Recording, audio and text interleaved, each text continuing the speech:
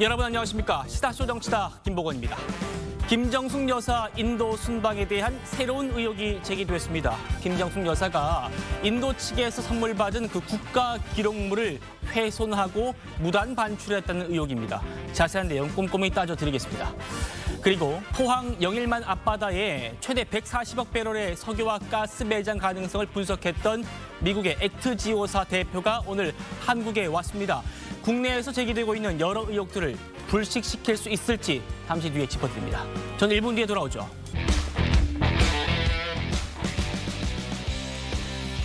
자, 여권 소식입니다. 한때 윤석열 대통령의 멘토를 자처했던 신평 변호사가요. 이번 전당대회에서 한동훈의 대항마로 황우여는 어떠냐? 라고 운을 띄웠습니다. 전당대회를 잘 관리하라고 임명한 이 비대위원장을 갑자기 선수로 추천하는 건데요. 도대체 무슨 말인지 직접 한번 들어보시죠. 한동훈 전 위원장이 반드시 출마할 겁니다. 그런 경우에 그 친윤 쪽에서 어떤 단일 세력을 형성해가지고 한동훈의 그 친한 세력에 반대하는 세력들이 친윤 세력을 중심으로 해서 자연히 뭉쳐질 것으로 봅니다. 그것을 이루어낼 수 있는 사람이 한동훈의 그 대항마로 당대표로 나가게 되겠죠. 지금 그 황우여 비대위원장께서 오시고 나서 아주 듬직하게 또 지금 당을 잘 추스리고 나오고 계시죠. 황우여 그 비대위원장을 차기 당대표로 그 옹립하는 것도 충분히 가능성이 있는 일 아니겠습니까? 이현중 의원님. 네. 참 정치적 상상력을 발휘해 보자면 이런 단서를 달긴 했습니다만 한동훈의 대항마로 황우여 어떻게 좀 딱 들리시나요? 상상력이 너무 풍부하신 것 같습니다. 뭐 될 수도 없고요. 지금 비대위원장이 사실은 대표에 나간다는 거는 이거는 원칙적으로 있을 수도 없는 일이고. 예. 그리고 저는 모르겠습니다. 이 신평 변호사 이분이 자꾸 이렇게 여당의 어떤 문제에 대해서 마치 본인이 윤석열 대통령의 멘토를 자처하면서 이런 논평을 하는데 이게 그동안 이분이 이야기한 걸 보면 맞은 게 별로 없습니다. 그리고 또 이 이야기도 보면 너무 이 현실적이지 않는 이야기를 지금 하고 있는 거 아니겠습니까?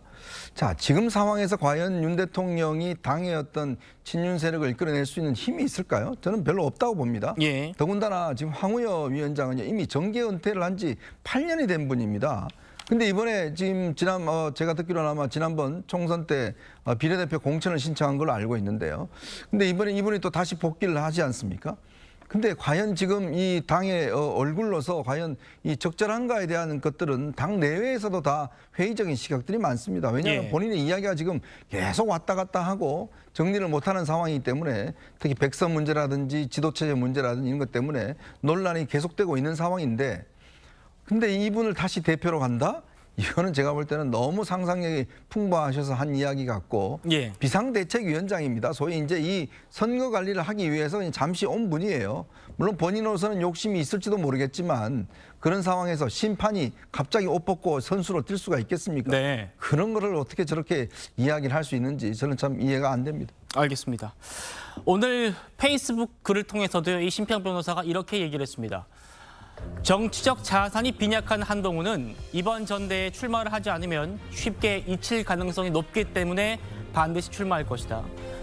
2년 전에 내가 조국은 정치적 자산이 출중하기 때문에 총선에 출마할 걸로 예측했는데 이번에도 내 말이 맞을 거다라는 취지거든요. 김영주 의원님, 어떻게 들으십니까? 저 앞에 거하고 뒤에 게 어떻게 이게 균형이 맞는지는 저는 이해를 잘 못하겠어요. 예. 그러니까 뭐 조국 장관이 정치적 자산이 얼마나 출중한지도 이해가 잘 안 되고요.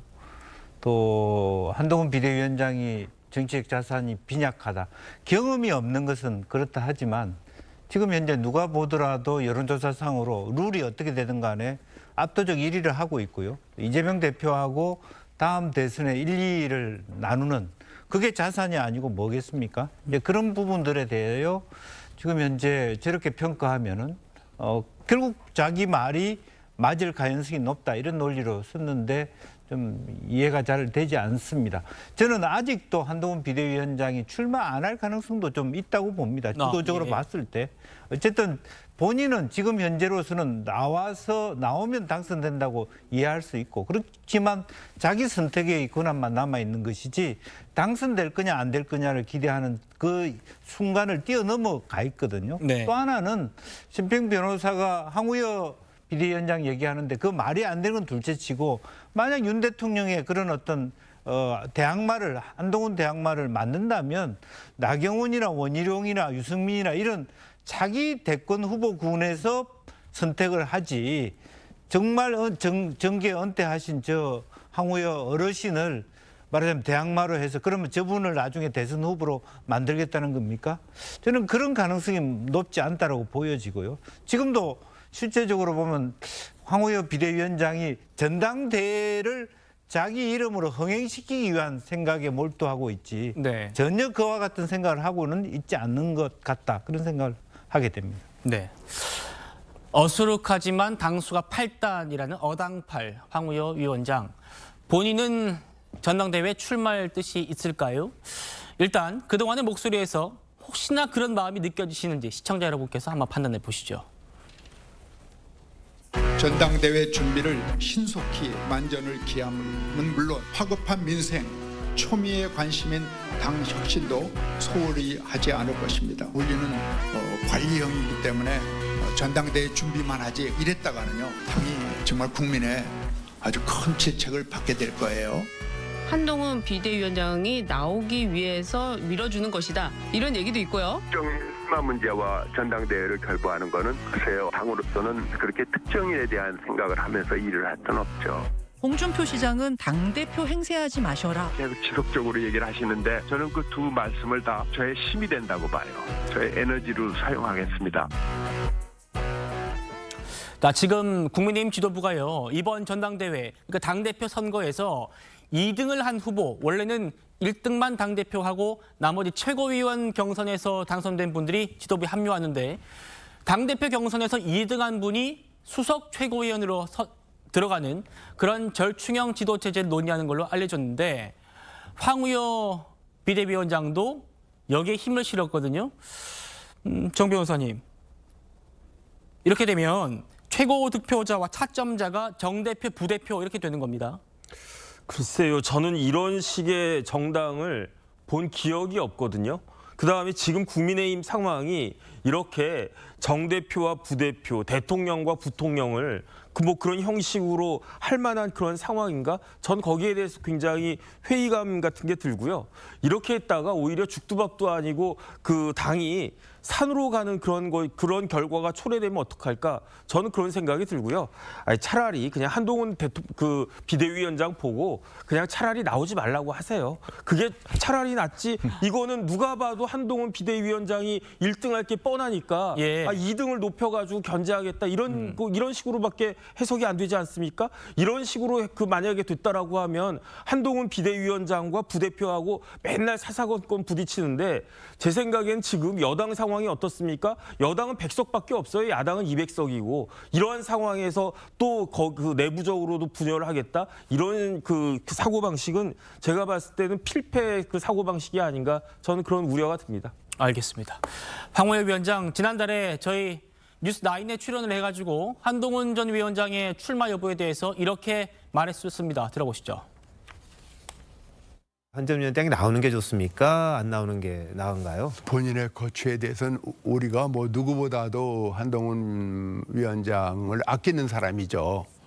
그래서 여러 가지로 생각을 해야 되는데, 이번에 당대표가요, 선거를 준비하는 사람이다 이렇게 보거든요. 당은 선거를 이겨야죠. 여러 가지로 신중히 고려하시겠죠.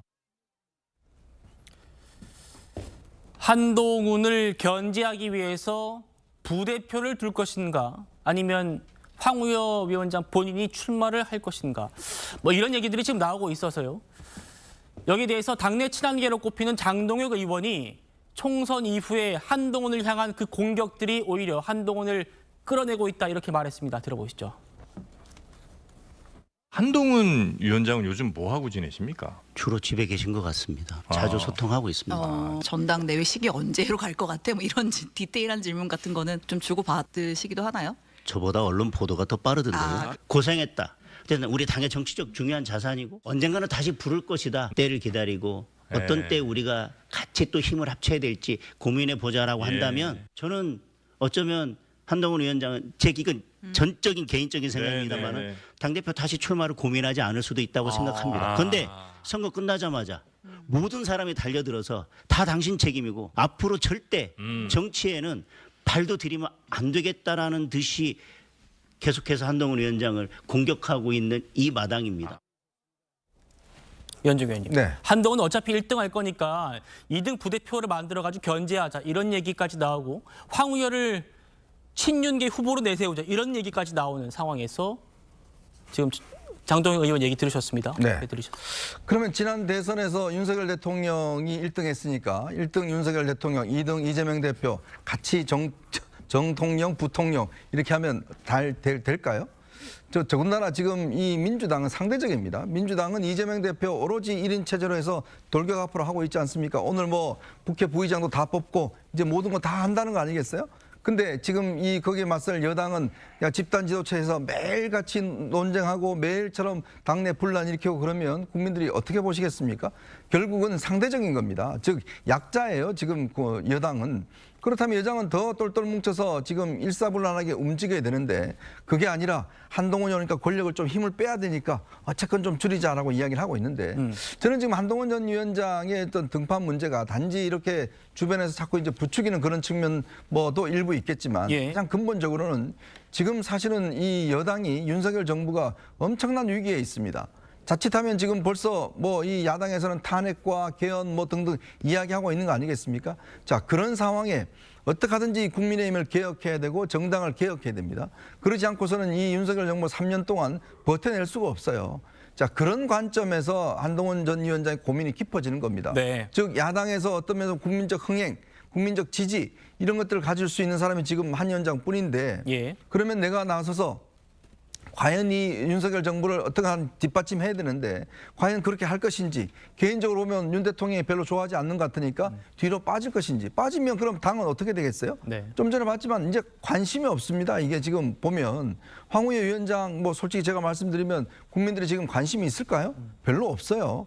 그러니까 야당은 지금 저렇게 이재명 대표, 조국 대표 지금 뭐 일사불란하게 돌격 앞으로 하고 있는 상황 아니겠습니까? 그런 데 대한 이제 어떤 고민과 윤석열 정부를 어떻게 하든지 3년 동안 성과를 내게 만들어야 되겠다는 그런 고민 속에서 본인의 어떤 거친 문제를 고민하는 것이지 제가 볼 때는 뭐 주변에서 자꾸 부추기고 한다고 해서 그것 때문에 나온다. 저는 그렇게는 보지 않습니다. 좀 더 큰 차원이라고 보고 지구당 부활 문제도 마찬가지입니다. 그런 정당을 개혁하겠다는 차원에서 어떤 본인이 비전을 이야기를 한 것인데 여전히 뭐 지금 용산과 일부 친윤들은 계속 안 나오기를 바라고 있는 것 같습니다만은 그러면 대안이 있나요? 그럼 대안을 한번 내보시고 그러면 이렇게 하면 좋겠다. 대안이 황우여 위원장인가요? 저는 그 대안은 대안이 되지 않는다는 생각이 드는데 마땅하게 그럼 한동훈 위원장을 제치고 뭔가 당을 혁신할 수 있는 뭐 대안을 낸다고 그러면 그거에 아마 설득력이 있겠죠. 그렇지만 저는 그 대안이 현재로서는 보이지 않는 것 같습니다. 대안이 보이지 않는다.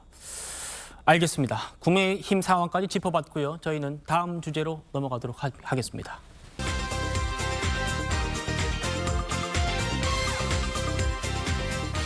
네, 여러분의 저녁 파트너 김종석입니다. 바로 이 사람입니다. 포항 앞바다에 대규모 석유가 매장돼 있을 수 있다. 이 가능성을 말한 미국의 시추 전문가가요. 정부 발표 이틀 만에 오늘 우리나라를 찾았습니다. 본인은 충분한 역량이 있다 이렇게 자신하고 있는데 회사 규모가 너무 적다 보니 이 사람을 어떻게 믿느냐 국내에서 비판 목소리가 나오고 있습니다. 저희가 이 소식을 하나하나 준비했습니다. 네, 그리고 오늘도 여러분의 댓글 기다립니다. 뉴스타트 유튜브 생방송에 의미 있는 댓글 남기시면 저희가 소개도 하고 질문도 받아보겠습니다.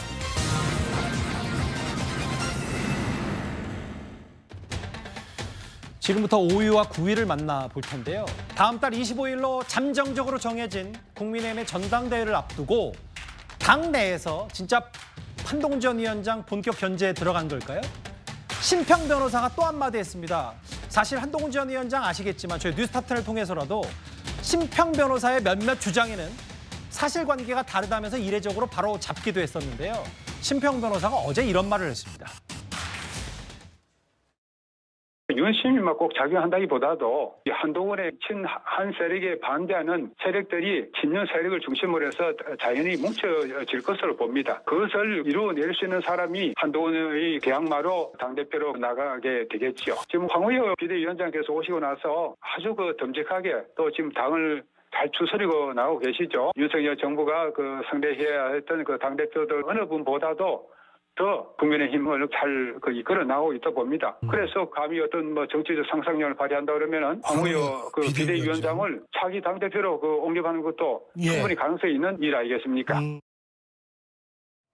호준석 대변인 바로 질문을 드릴게요. 저희도 심평 변호사의 말을 어디까지 인용할지 제작진 차원에서 고민이 있었는데 왜냐하면 여러 지금까지 한동훈 전 위원장이 직접 반박한 사례도 있었으니까 다만 본인이 이제 윤석열 대통령의 멘토를 자처해서 여러 가지 얘기들을 친윤 쪽에 쏟아내기 때문에 저희가 한번 받아들였는데 당대표 출마하면 대항마로 현 황우여 비대위원장을 내세울 가능성이 있다. 어떻게 들으셨어요? 심평 변호사님의 말씀은 이분이 대통령님의 멘토라는 것도 사실은 이제 사실과는 다른 것으로 이미 밝혀진 바가 있고 우리가 기사를 쓸 때는 근거가 있어야 되지 않습니까? 누군가가 그렇게 말을 했다든지 아니면 취재를 이렇게 했다든지라는 게 있어야 되는데 근거가 없이 그냥 하시는 말씀들이 많거든요. 특히 이번에는 본인도 상상력을 발휘하셨다라고 했습니다. 그것도 감히 상상력을 발휘해 보면이라고 하셨습니다. 이게 어떤 본인의 이제 희망이나 이런 것들인데 예. 때로는 이제 저분의 상상력이 SF 소설적인 상상력을 발휘하실 때도 많거든요. 예. 그래서 이것이 이렇게 진지하게 아까 누구 표현대로 하면 궁서체로 이렇게 반응을 해야 될 일인지는 잘 모르겠고요. 예. 다만 어쨌건 이 판도라는 것이 지금 한동훈 위원장이 가장 많은 지지율을 얻고 있는 것은 이제 사실인 것이고 한동훈 위원장이 출마를 한다고 하면은 한동훈 위원장을 맞득치 않아 하는 그 세력에서는 누군가 이제 대항마를 검토할 수 있는 것은 이제 그것은 이제 자연스러운 일일 테고 예. 그렇지만 황우여 위원장님 어쨌건 지금 비상 상황에 당을 수습하고 다음 지도 체제를 안정적으로 출범시키기 위해서 예. 그래서 아주 컨벤션 효과를 만들어서 당 지지율을 10% 이상 높이겠다라는 그 말씀을 여러 번 하셨거든요. 관리형 비대위 이런 얘기를 했었죠. 황우여 위원장께서 본인이 하셨는데 본인이 거기에 선수로 나간다라는 것이 상식적으로 좀 납득하기 어려운 일 아닌가라는 생각. 이름 석자 황우여만 빼면 호 대변인의 분석은 어쨌든 대항마를 누구는 점찍어 살 수 있고 그게 이제 친윤 쪽에서 요즘 거의 홍준표 시장과 함께 심평 변호사, 한동훈 전 위원장 많이 비판하고 있는데 뭔가 친윤들이 똘똘 뭉칠 수 있다는 취지 이걸 어느 정도는 저희가 그냥 흘려드릴 수는 없는 얘기여서 대항마 얘기가 나와서 이 정도로 정리할 텐데 황우여 현 비대위원장 얘기가 왜 나왔냐면 전당대회 이제 한 달 반 정도 남았잖아요. 국민의힘이 전당대회를 하면 선거 1등이 당대표를 맡고 2등이 수석 부대표를 맡는 2인 지도체제 도입 논의를 시작했다. 그래서 이게 절충형 아니냐. 요즘 자동차 중에 전기로도 가고 내연기관차 휘발로 들어가는 이 하이브리드 얘기 절충형 막 나오는데 허민 기자님. 네. 이게 제가 문화일보 보도를 통해서도 좀 봤는데 실제로 이게 황우여 비대위원장 이거 이렇게 하면 대표 독상 차려주는 거 아니고 한동훈 전 위원장이 전당대 나와도 힘을 좀 빼는 일종의 한동훈 견제용 아니냐 이런저런 해석 나오는데 어떻게 생각하세요? 네, 여러 가지 좀 해석이 나올 수 있을 것 같습니다. 제가 황우여 지금 현 비대위원장에게 좀 취재를 좀 해봤더니 당에 대한 걱정을 굉장히 많이 하더군요. 예. 일단은 지금 전당대회에서 예컨대 누군가가 당대표가 현 체제에서 당대표가 돼서 또 이게 더군다나 여건이 안 좋은 또 범야권이 좀 182석이나 되는 192석이나 되는 굉장히 안 좋은 여건에서 누군가가 또 흔들려서 또 다른 비대위가 생기고 이런 식으로 당이 불안정하게 되면 정말 국민의힘은 미래가 없다라고 생각을 하는 것 같고요. 예. 그리고 또 한동훈 지금 전 위원장이 워낙 어쨌든 간에 인기가 좀 많은 편이죠. 지금 지지율도 높고 이런 상황에서 뻔히 한동훈 위원장이 당대표가 될 것 같은 분위기 속에서 다른 주자들, 예컨대 뭐 나경원, 안철수, 원희룡 뭐 이런 분들, 네, 뭐 이런 분들이 적극 나서주지 않는다면 전당대회가 재미가 없어질 것 같다. 이런 걱정을 좀 하는 것 같습니다. 그래서 이 황우여 비대위원장의 생각은 자기가 개인적으로 여러 사람들을 만나보고 또 개인적으로 라운드 테이블, 뭐 연석 회의도 좀 원탁 회의도 좀 해보고 해서 얘기를 들어서 모아 보니까 현재 이게 단일 지도 체제로는 좀 가면은 이게 결국 불안정성이 더 증가가 되기 때문에 현재 단일 지도 체제, 그다음에 그렇다고 한꺼번에 당대표와 모든 최고위원들이 권한을 나눠가는 집단 지도 체제로 가는 건 좀 무리가 있고 단일 지도 체제와 집단 지도 체제의 중간 정도. 그래서 전당대회에서 당대표를 뽑고 그다음에 차점자를 부대표식으로 뽑는 또는 뭐 수석 최고위원으로 두는 이런 식으로 해서 2인 체제로 가는 것이 어떠냐. 복수 지도 체제로 가는 것이 어떠냐. 그래서 권한도 나눠 갖고 책임도 나눠 갖고 이렇게 생각을 해서 오늘부터 논의가 시작이 됐습니다. 예. 그리고 이것을 내일까지 논의를 이어갈 생각이라고 하고요.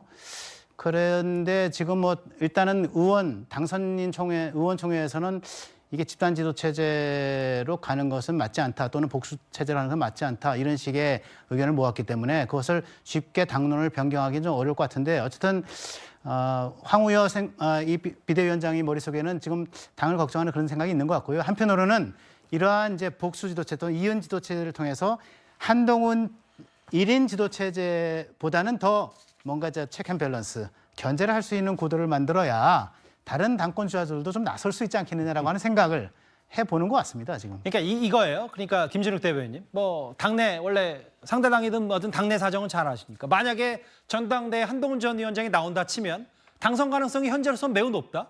그럼 당대표가 된다.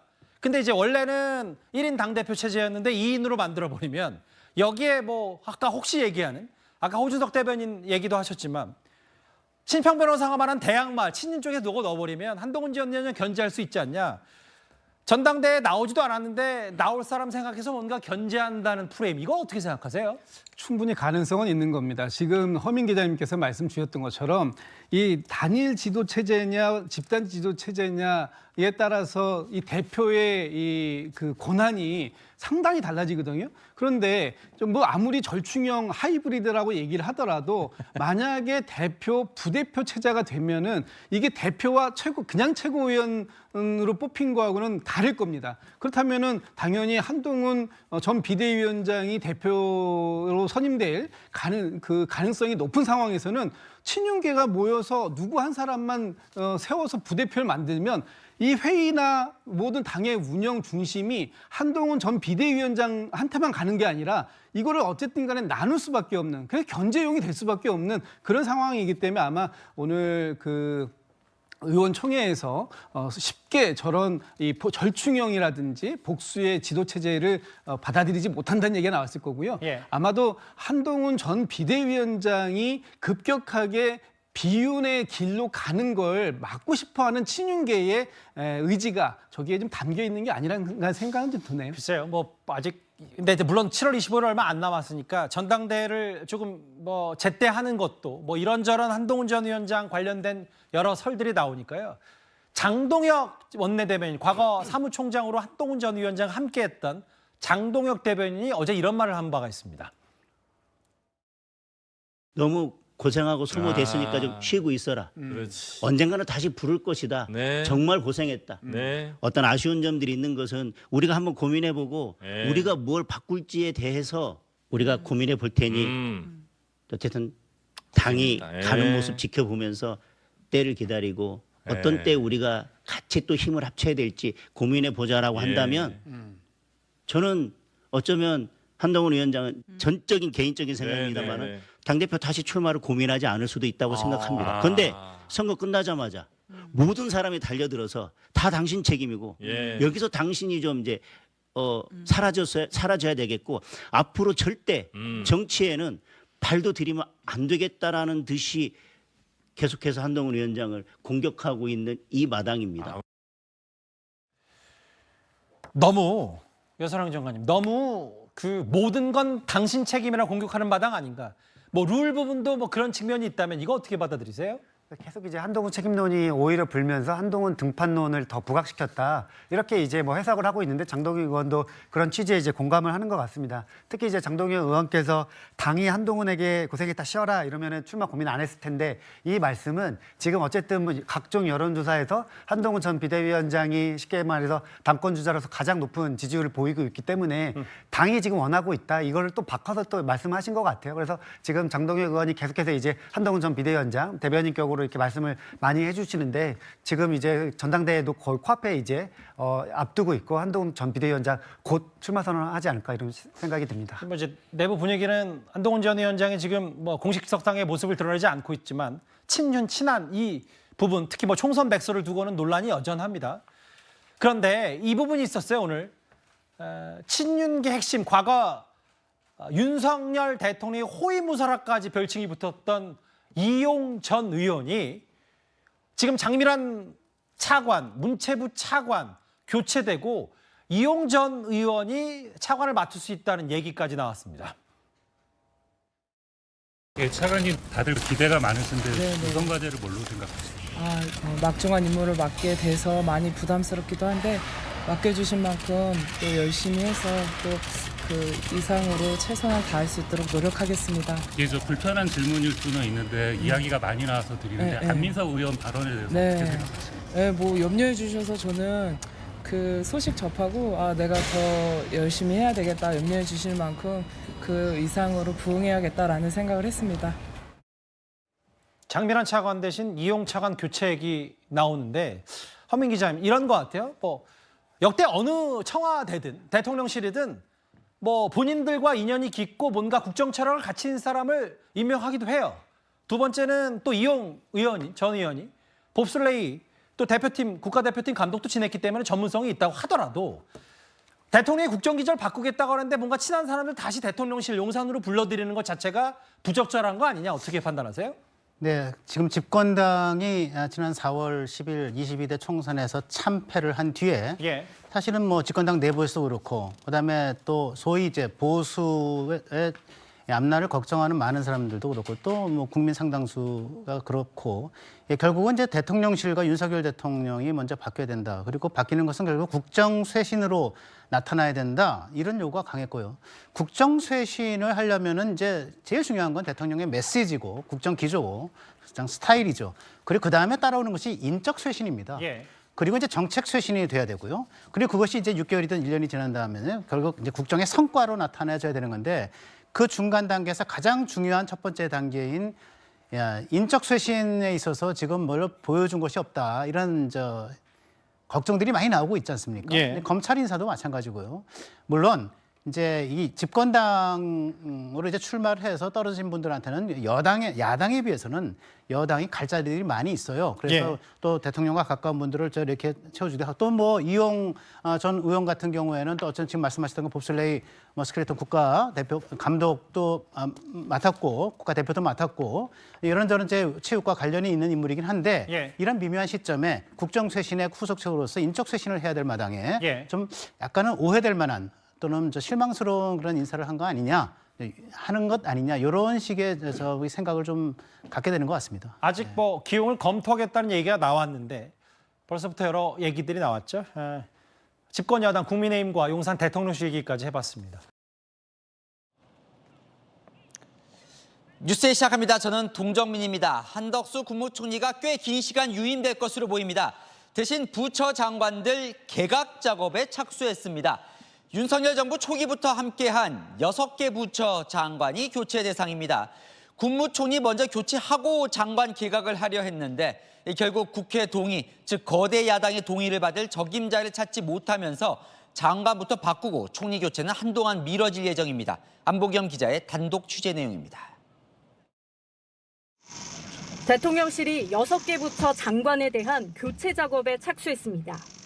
윤석열 대통령 취임과 동시에 장관직을 맡았던 이상민 행정안전부, 이종호 과학기술정보통신부, 한화진 환경부, 이정식 고용노동부 장관 등이 대상에 오른 걸로 전해집니다.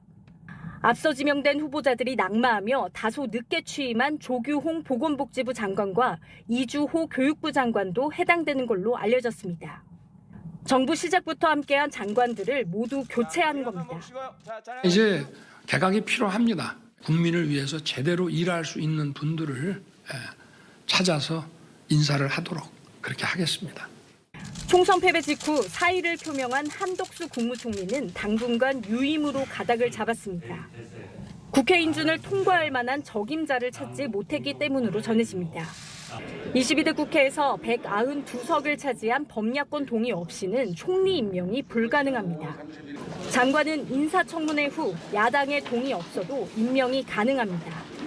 정부 고위 관계자는 국회 상황에 맞춰 효율적으로 판단한 것이라며 이제 본격적인 개각 준비에 들어가려 한다고 설명했습니다. 당초 새로운 국무총리와 장관 교체를 검토하려 했던 대통령실. 여소야대의 벽에 순서를 바꾸게 됐습니다. 채널A 뉴스 안보겸입니다. 야랑야랑 정치부 이현재 기자와 함께합니다. 첫 번째 주제 보겠습니다.